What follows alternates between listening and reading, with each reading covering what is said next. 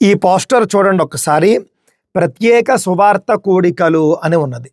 సరేనండి, బాగానే ఉంది. ఆళ్లగడ్డలో వాళ్ళు ఏదో సువార్తలకు సంబంధించినటువంటి కార్యక్రమం ఏదో చేసుకుంటూ ఉన్నారు.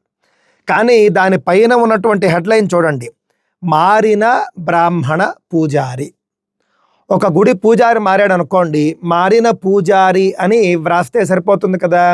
మారిన బ్రాహ్మణ పూజారి అని బ్రాహ్మణ కులాన్ని ఎందుకు తీసుకొని వచ్చారు వీళ్ళు అంటే, హిందుత్వంలో కులాలు ఉన్నాయి, కులాల వల్ల చాలామంది అణచివేయబడుతూ ఉన్నారు, కుల వివక్ష ఉన్నది, కావున మా మతంలోకి వచ్చేసేయండి, ఇక్కడ అందరూ సమానమే అని చెప్పేటటువంటి ఈ మతస్థులు హిందుత్వంలో ఉన్నటువంటి బ్రాహ్మణ కులాన్ని, అంటే వీళ్ళ మార్కెటింగ్కి హిందుత్వంలో ఉన్నటువంటి కులాన్నే ఉపయోగించుకుంటూ ఉన్నారు. అంటే వీళ్లను మార్చడానికి కులాన్నే ఉపయోగించుకుంటూ ఉన్నారు.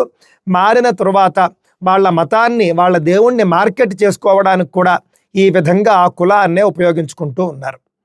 సరే, బాగానే ఉంది. మారిన బ్రాహ్మణ పూజారి అని వేశారు. బ్రదర్ ధనుంజయ శాస్త్రి గారటండి. ఈయన బ్రాహ్మణ పూజారట. అంటే పేరులో శాస్త్రి ఉంటే పూజారి అయిపోతాడా అండి? ఆయన ఏమి చదువుకున్నాడో చెప్పమనండి. ఏ గురువు గారి దగ్గర ఏ ఆగమాన్ని చదువుకున్నాడు, ఏ అర్చకత్వ విధానాన్ని చెప్పుకున్నాడు, ఏ గుడిలో పూజారిగా చేశాడు, ఏ పరిశ్రమ చేశాడు, ఇవేవి ఉండవండి. ఏదో ఒక శాస్త్రి తగిలించేస్తారు, ఒక పేరు అంటారు.